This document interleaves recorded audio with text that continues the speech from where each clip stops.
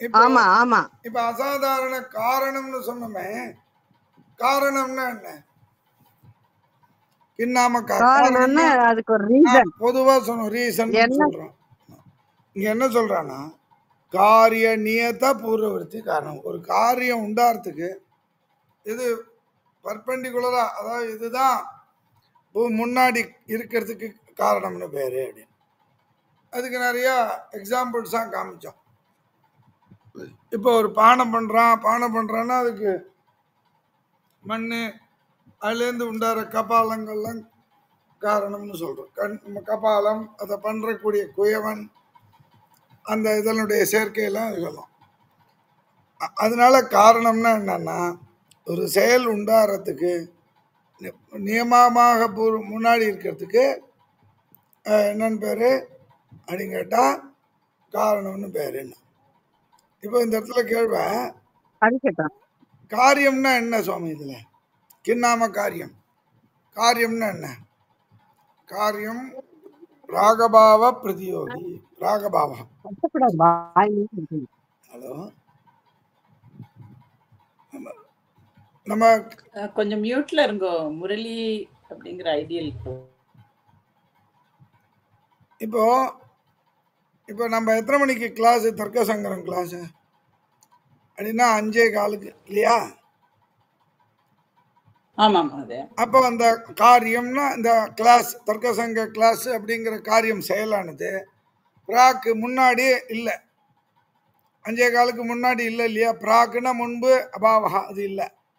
ஆனால் இப்போ நடக்கிறது அப்படின்னா அப்போ பிராக் அபாவ பிரதியோகித்துவம் இந்த செயலுக்கு இருக்கா இல்லையா? இப்போ நடக்கிற கிளாஸ் 5:15 கிளாஸ் ஆரம்பிச்சிட்டோம்னா இதுதான் காரியம். இதுதான் தர்க்க சங்கிரகத்தில் காரியம்னா என்ன, காரியத்துக்கு லட்சணம் சொல்லணும்னா பிராகபாவ பிரதியோகி காரியம். காரியம் பிராகபாவ பிரதியோகி அப்படின்னு. இப்போ கேள்வி கேட்கலாம், காரணம்னு சொல்லுங்க, காரியம்னா பிராகபாவ பிரதியோகின்னு சொன்னுங்க. காரணம் அப்படின்னா அது எத்தனை வகைப்படும்? காரணம் எத்தனை வகைப்படும்? காரணத்தை 3 வகையா பிரிக்கிறா நியாயத்துல. 3 சமவாயி காரணம், அசமவாயி காரணம், நிமித்த காரணம்னு சொல்லிட்டு 3 வகையா பிரிக்கிறா. சமவாயி காரணம், அசமவாயி காரணம், நிமித்த காரணம் அப்படின்னு 3 வகையா பிரிக்கிறான். எத்தனை வகை?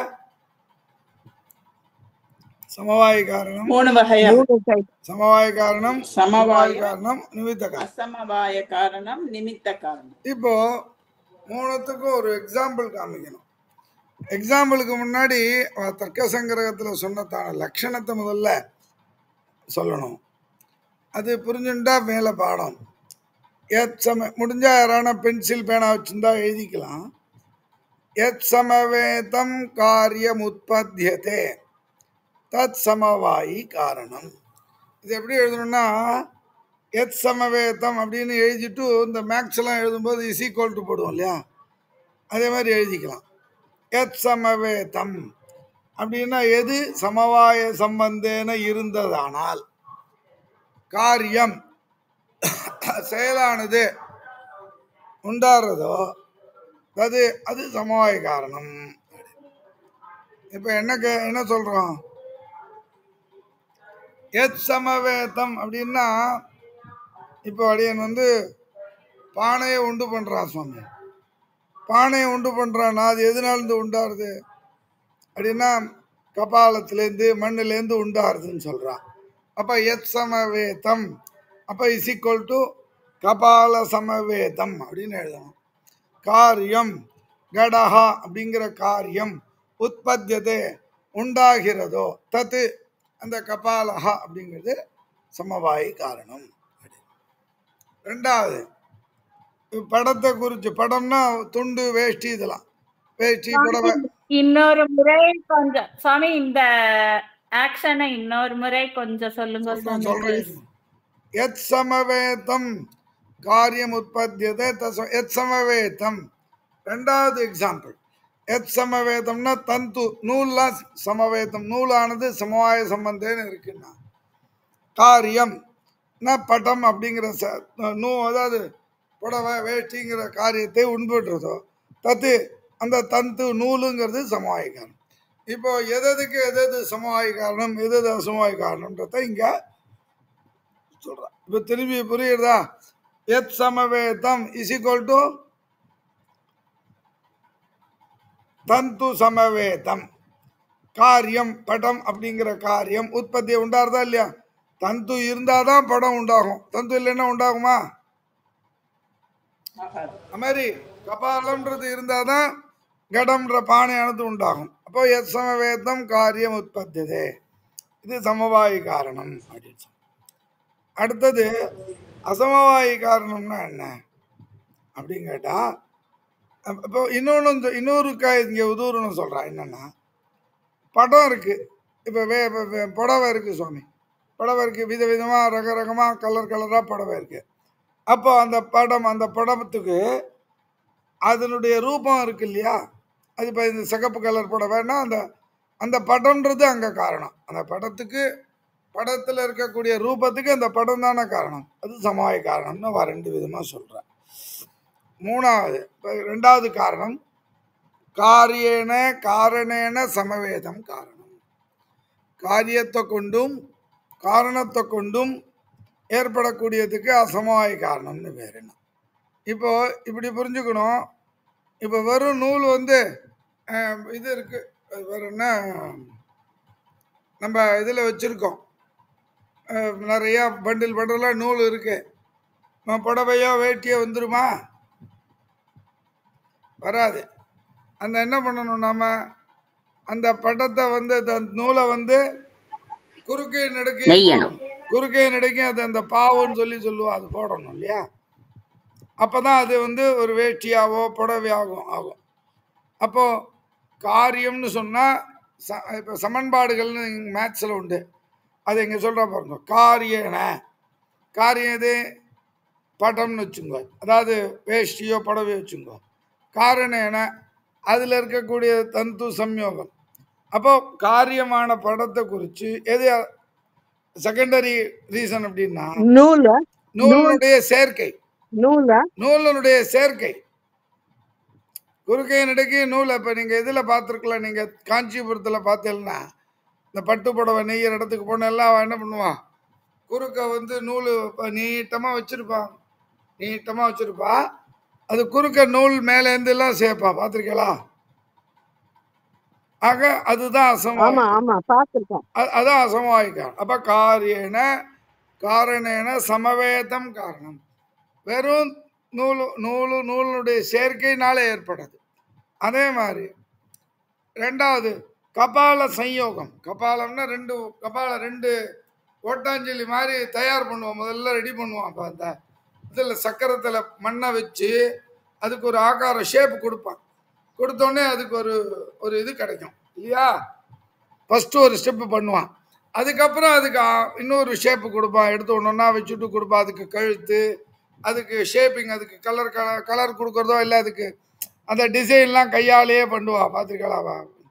விளக்கெல்லாம் பண்ணுறது போது அதுதான் அசமவாய காரணம். அப்போது அது அசமவாய காரணம், செகண்டரி காரணம். மூணாவது நிமித்த காரணம் என்னது அப்படின்னு கேட்டால், குலாலன் ஈஸ்வராதிஷ்ட காலாதிகா அப்படின்னு சொல்லலாம். நிமித்த காரணம்னா என்ன? சமாய காரணத்தை காட்டிலும் வேறுபட்டது, அசமாய காரணத்தை காட்டிலும் வேறுபட்டது, காரணமாக இருக்கிறது நிமித்த காரணம். ஆக காரணம் எத்தனை வகைப்படும் அப்படின்னு கேட்டால், நியாயசாஸ்திரத்தில் 3 வகையாக சொல்கிறார். இது மற்ற சித்தாந்தங்கள்லாம் இப்போ பல மதங்கள்லாம் இருக்குது, அதிலெல்லாம் சொல்லும்போது அவன் என்ன சொல்கிறேன்னா பல வார்த்தையும் சொல்லிட்டு போகிறேன். அப்போ சமவாய காரணம், அசமவாய காரணம், நிமித்த காரணம் அப்படின்னு காரணமானது 3 வகையாக சொல்லப்படுது. ஆமாவா? புரிஞ்சுதா? தர்க்க சங்கிரகத்துல நிமித்த காரணம் என்ன ஒரே நிமித்த காரணம்னா என்ன அப்படின்னு கேட்டா, சமவாய காரணத்தை காட்டிலும் வேறுபட்டது, அசமவாய காரணத்தை வேறுபட்டது, ஆனால் காரணமாக இருக்குது. இப்போ சுவாமி குலாலன் இருக்கான் சுவாமி. குலாலஹானா யாரு? அந்த பானை பண்ணுறவன். தந்துவாயகான்னு சொல்கிறா அந்த துணி இது பண்ணுற நெசவாளிக்கு. இப்போ அவன் இல்லை. ஈஸ்வரன் அதிர்ஷ்டம் காலம். ஈஸ்வரன்லாம் இப்போ நாம் இது பண்ணிட்டு இருக்கக்கூடியதான வஸ்திரமும் நமக்கு எப்படி கிடைச்சிது அப்படின்னா ஈஸ்வரனுடைய அதிர்ஷ்டத்தினால நமக்கு கிடைச்சிது. அப்போ அதிர்ஷ்டம், ஈஸ்வரன் இதெல்லாம் நிமித்த காரணமாக நியாயத்தில் சொல்கிறேன். காரணம் அப்படின்றது 3 வகை, ஃபஸ்ட்டு செகண்டு தேர்டுன்னு 3 விதமாக அவ சொல்கிறான். ததேத்திர த்ரிவித காரண மத்தியே இது அசாதாரண காரணம் ததேவ காரணம். ஆக இந்த 3லையும் எது தவிர்க்க முடியாத காரணமாக இருக்கிறதோ அது ததேவ காரணம் அப்படின்னு சொல்லி காரணத்துக்கு லக்கணம். நான் ஏற்கனவே ஒரு தடவை சொன்னா ஞாபகம் இல்லை எனக்கு, திரும்பி சொல்கிறேன் அப்படின்னா. இப்போ என்ன சொல்கிறது, சாமான்யமாக ஒரு ஜென்ரல் எக்ஸாம்பிள் சொல்லலாம் அப்படின்னு கேட்டால், இப்போ ஜங்ஷன் இருக்குது, நம்ம ஒரு ஊருக்கு போகணும் அப்படின்னா அந்த ஊருக்கு போகிறதுக்கு நேரடியாக ட்ரெயினோ பஸ்ஸோ கிடையாதுன்னா அந்த இடத்துக்குலேருந்து நடுவில் ஒரு ஊரில் போய் அங்கேருந்து நம்ம போகிறோம் இல்லையா. இப்போ கிராமத்துலேருந்து ஒரு ஊருக்கு வரணும்னா நேரடியாக பஸ்ஸு கிடையாது அப்படின்னா என்ன பண்ணுறோம், பக்கத்தில் மெட்ராஸுக்கு போகிறதுக்கோ எந்த ஊருக்கு போகணுமோ அந்த ஊருக்கு உண்டான ஊர் இருக்கு, அந்த ஊருக்கு நாம் வந்துடுறோம். அந்த ஊர்லேருந்து நம்ம போக வேண்டிய ஊருக்கு கிடைக்கிறது இல்லையே தான், அதுக்கு தான் என்னென்னு பேர் ஜங்ஷன்னு சொல்கிறோம். இதுதான் இவன் என்ன பண்ணுறா சர்க்க சாஸ்திரத்தில் வியாபாரகான்னு சொல்கிறான். ஆமாவா? ஆக வியாபாரகா முடிஞ்சா இலக்கணம் முடிஞ்சா எழுதிக்கோங்க. தஜ்ஜன்யத்வே சதி தஜ்ஜன்ய ஜனகத்துவம். தஜ்ஜன்யம்னா என்ன, தஜ்ஜன்ய ஜனகம்னா என்ன, ஒன்றுமே புரியலையா அப்படின்னு கேட்டால், இப்போது சமவாய காரணம் அசமவாய காரணம் நிமித்த காரணம் 3 சொன்னோம் இல்லையா, நம்ம சொன்னமோன்னு சமவாய காரணம் அசமவாய காரணம் நிமித்த காரணம். இப்போது வியாபாரகா அப்படின்னு சொல்கிறா. இதுதான் அவ வியாபாரகன்னா என்ன, எது வியாபாரம் அப்படின்னு கேட்டால் சொல்கிறான் பாருங்க. தண்டத்திலேருந்து உண்டானது எது, கடம். என்ன சுவாமி, தண்டத்திலேருந்து எப்படி கடம் உண்டாகும்? பானை உண்டாகிறதுக்கு மண்ணினுடைய சேர்க்கை குலாலன் தானே காரணம். இது எப்படி தண்டம் எங்கே திடீர்னு வந்தது அப்படின்னு கேள்வி தோன்றது. அது என்னன்னா, இப்போ மண் இருக்குது, அடியே மண்ணை என்ன பண்ண சக்கரத்தில் உருண்டையாக வைக்கிறோம், வச்சுட்டு ஒரு கம்பை வச்சுட்டு சுற்றுறான் இல்லையா, அந்த குயவன் சுற்றுவான். அப்போது அந்த தண்டத்தினால எது உண்டாருது அப்படின்னா இந்த சக்கரத்தினுடைய சுழற்சி, சக்கர பிரமணம்னு சொல்கிறது உண்டாருது இல்லையா, உண்டாருதோ இல்லை.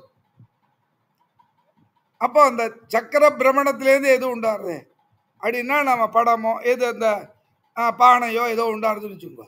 அப்போ பானை உண்டாகிறதுக்கு எது நடுவில் ஜங்ஷனாக இருக்குது அப்படின்னா இந்த சக்கரத்தினுடைய சுழற்சி தான் காரணமாக இருக்குது இல்லையா, இல்லையா, கனெக்ஷன் பண்ணுறது அதானே. அப்போ தண்டத்திலேருந்து உண்டாருது சக்கர பிரமணம், சக்கர பிரமணத்திலேருந்து உண்டாருது கடம்னு சொன்னால், இந்த சக்கர பிரமணத்தில் என்ன இருக்குது, தண்டத்திலேருந்து உண்டானதாகவும் இருக்குது, கடம்னு சொல்லக்கூடியதான பானையை உண்டு பண்ணுறதாகவும் இருக்கா இல்லையா.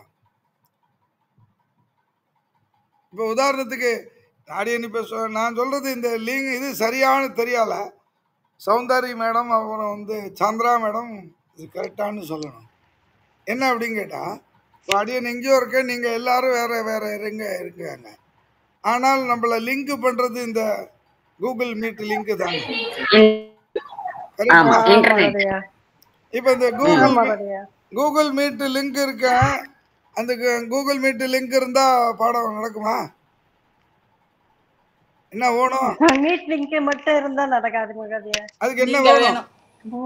இன்டர்நெட் கனெக்ஷன் வேணும். அப்போ இந்த இன்டர்நெட் கனெக்ஷன்றது வியாபாரமா இருக்கு இல்லையா நமக்கு, கரெக்டா? இந்த லிங்கின் மூலமாக எது வருது, இன்டர்நெட் கனெக்ஷன் இருந்தாதான் கிளாஸ்ன்றது ஏற்படுது. இது ஒரு சின்ன ஒரு உதாரணமா சொல்றது, சரியா தப்பான்னு நீங்க தான் சொல்லணும். Chandra madam, madam, Soundarya madam தான் சொல்லணும். கரெக்ட் தான் மகதியா. அப்ப நீங்க என்னவா இருப்பீங்க ஆடியன், நீங்க என்னவா இருப்பீங்க அப்ப இதுல? அப்ப நிமித்தமா இருப்பீங்க. சமவாய காரணமாவோ நிமித்த காரணமோ எதுவான அது இருக்கலாம். அப்ப தவிர்க்க முடியாத காரணமா இருக்கிறது எதுங்கிறது தான் இங்க நம்ம பார்த்துட்டு இருக்கோம். தவிர்க்க முடியாத காரணம் இன்டர்நெட், நிமித்தம் இல்ல காரணம். புரியுறதா? அப்ப சமவாய காரணம் எத்தனை வகைப்படும், யாராவது ஒருத்தர் சொல்லுங்க பாப்போம். வகைப்படும். சமவாய காரணம், அசமவாய காரணம், நிமித்த காரணம். இப்ப ஒரு எக்ஸாம்பிளுக்கு இது 3 சேர்த்து யாராவது சொல்லுங்க. சௌந்தரி மேடம் சொல்லுங்க. எக்ஸாம்பிளோட சொல்லுங்க. ஆமா, ஒண்ணுக்கு சொல்லுங்க. நிமித் நிமித் நிமித்த இல்ல இல்ல, ஒரு காரியத்துக்கு 3 காரணமும் சேர்ந்த மாதிரி சொல்லுங்க. மண்ணு, அப்புறம் அதுல பண்ற பானை, அப்புறம் நிமித்தமா அந்த சக்கரம். இல்ல, சேர்ந்தா உங்களுக்கு சரியா இல்ல. மண்ணினுடைய அந்த கபாலத்தினுடைய சேர்க்கை, அதை பண்ணக்கூடியதான அந்த குயவன், 3 பேர் தான் காரணம். அப்ப எல்லாத்துக்கும் இந்த 3 விதமான காரணங்கள் இருக்குங்கிறத இங்க சொல்றா. சரியா? புரிஞ்சுதா? இது சென்டென்ஸ் மீனிங் புரிஞ்சுதா எல்லாருக்கும்? புரியலன்னா திரும்பி சொல்றேன்.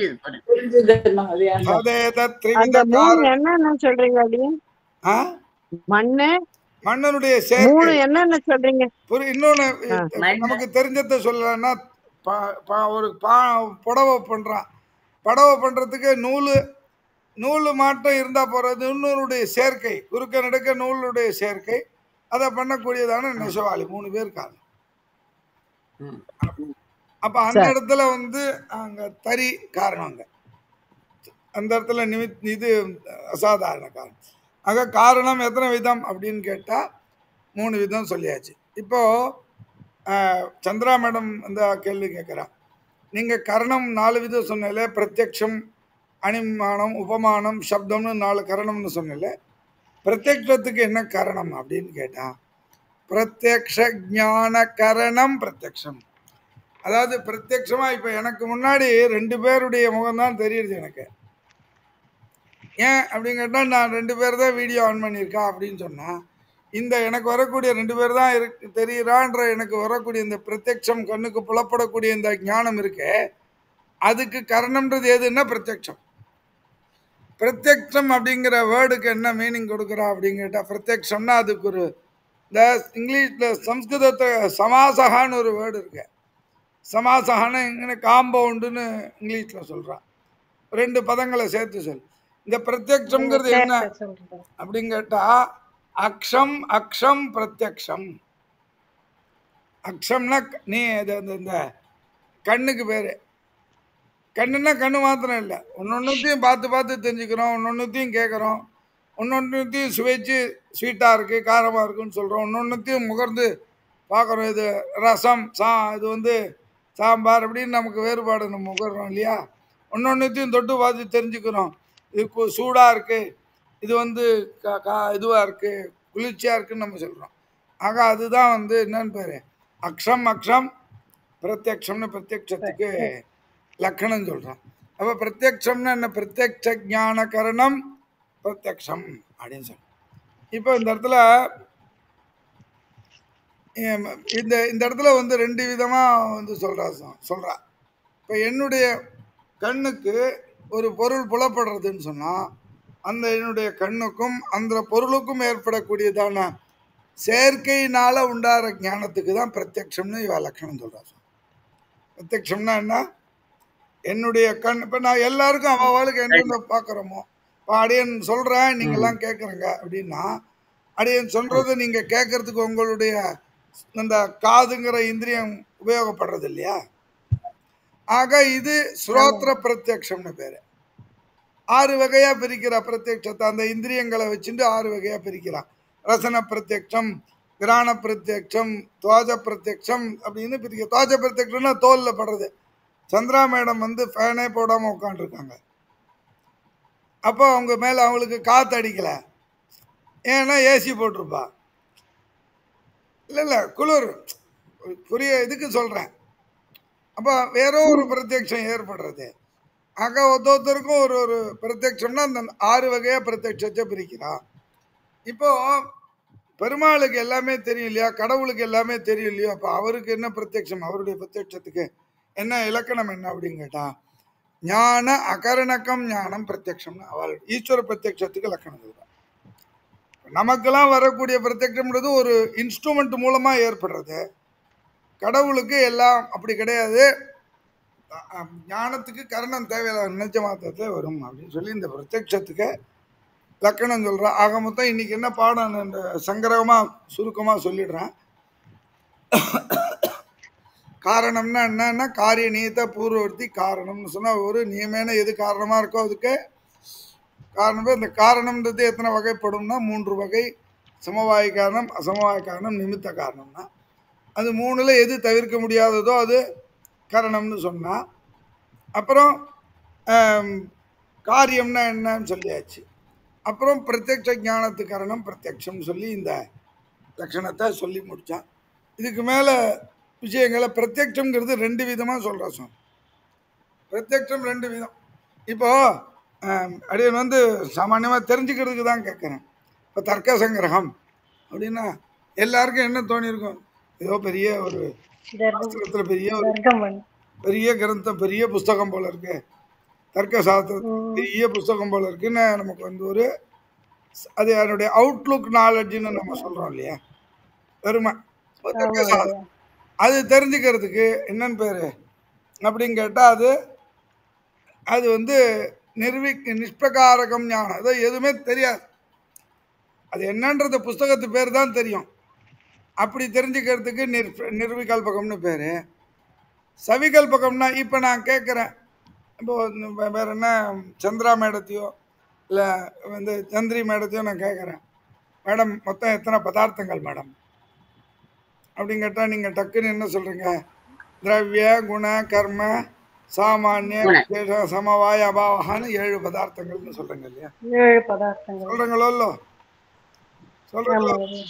ஆக இது சொல்றவங்களோன்னு இது சவிகல்பகம். பொதுவாக இப்படி புரிஞ்சுக்கணும் முதல்ல இந்த இடத்துல. நிற்பிரகாரகம் ஞானம் நிர்விகல்பகம், சப்பிரகாரகம் ஞானம் சவிகல்பகம்னு சொல்லி சாமான்யமாக அந்த பிரத்யக்ஷத்தை 2 விதமாக பிரித்து சொல்கிறேன். இதனுடைய டெஃபினேஷனை நான் அடுத்த கிளாஸில் சொல்கிறேன். அடுத்த புதன்கிழமை சொல்கிறேன். புதன்கிழமையா வியாழக்கிழமை? வியாழக்கிழமை. சரி, வியாழக்கிழமை இதுவாக இருந்துட்டேன். சுவாமி கொஞ்சம் ரெக்கார்டிங்ஸ் அனுப்பிச்சிருங்க சுவாமி. அனுப்புறேன். Thank you madam. ధన్యవాదాలు. இதுக்கு தமிழ்ல PDF இருக்கா?